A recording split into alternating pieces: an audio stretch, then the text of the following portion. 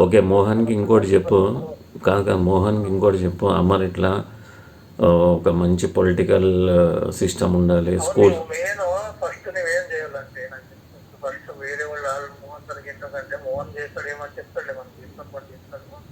నువ్వు నరేష్ అనిల్ ఒక ఇద్దరిని ముగ్గురిని కొంచెం పవర్ ఉండేవాళ్ళు ఇట్లా లాక్కోవాలి మీ సైడ్. అరే అనిల్ గారితో ఫోన్లో కూడా మాట్లాడినా, వాడు బైబిల్ మీద కూడా కొట్టేసిండు. వాడు అన్నీ ఉన్నాయి, ప్రూఫ్స్ అన్నీ ఉన్నాయి రా భయ్ అంటే వాడు వెళ్ళి మాట్లాడాడు కదా. వాళ్ళ అన్నలు వస్తారు, ఈయన కొడతారు, పంచాయతీ గుడిలో పంచాయతీ ఏంది భయ్, గుడిలో పంచాయతీ. అరే నాకు ఎట్లన్నా వీళ్ళు కాంప్లికేట్ చేయాలని ట్రై చేస్తారు కాబట్టి గుడిలో ఎవడు కొట్లాడాడు, గుడిలో నిజం చెప్తారు, వీళ్ళు చాలా స్పెషలిస్టులు అని చెప్పి అన్నీ మాట్లాడిన సిఎస్ రెడ్డి భయ్.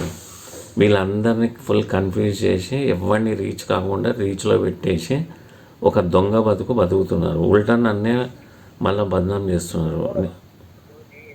నీకుంటే రైట్స్ నీకున్నా కదా, నీ ప్రాపర్టీ నీకేది ఉన్నాయి అవన్నీ వదిలేసి నేను పెద్ద లాస్ ఏమంటే నువ్వు బిజినెస్ చేసుకున్నట్లు ఊరికే టైం వేస్ట్ అయిపోతుంది కదా. నువ్వు ఎక్కడన్నా ఒక నెల రోజులు ఏదో పని చేసుకుంటే నెలకు 4 లక్షలు ఈజీగా సంపాదించుకుంటాను. అరే నీకు స్టార్ట్ అయినప్పుడు అమ్మ దగ్గర పోతే నాకు ఏదైనా జాబ్ వస్తుంది, ఏదైనా నాకు రోజు మందు దొరుకుతుంది, లేకపోతే రోజు ఎంత దొరుకుతుంది అట్లా మామూలు ఖాళీ ఉండేవాళ్ళు లేకపోతే ఏదో చేసుకునే వాళ్ళు జాయిన్ అవుతారు. నేను దూరం ఉన్నావు ఇప్పుడు అదే కదా చేసేటి భయ్. ఇప్పుడు నన్ను బిజినెస్ చేసుకోకుండా నన్ను ట్రబుల్ చేస్తే, నేను ఆల్రెడీ ఖమ్మంలో ఉండి ఖమ్మం నుంచి ఫుల్ పెడతానే ఉన్నా, నేను చెప్తానే ఉన్నా, అడుగుతానే ఉన్నా. దాని తర్వాత వాట్సాప్లో ఎప్పుడైతే బోస్ కనెక్ట్ అయ్యాడో, సపన దగ్గరికి అంకుల్ దగ్గరికి పంచాయతీ తీసుకుపోయిండో, సరే సెటిల్ అవుతుంది రాబోయే అని చెప్పి అట్లా అనుకుంటే అట్లా కూడా కట్ చేసి ఎంత వరస్ట్గా చేస్తున్నా అంటే అప్పటికి ఇట్లా లాభం లేదు, మళ్ళీ పాత ఫ్రెండ్స్ అందరిని కనెక్ట్ అయ్యి అందరికీ చెప్పి ఒక్కొక్కటి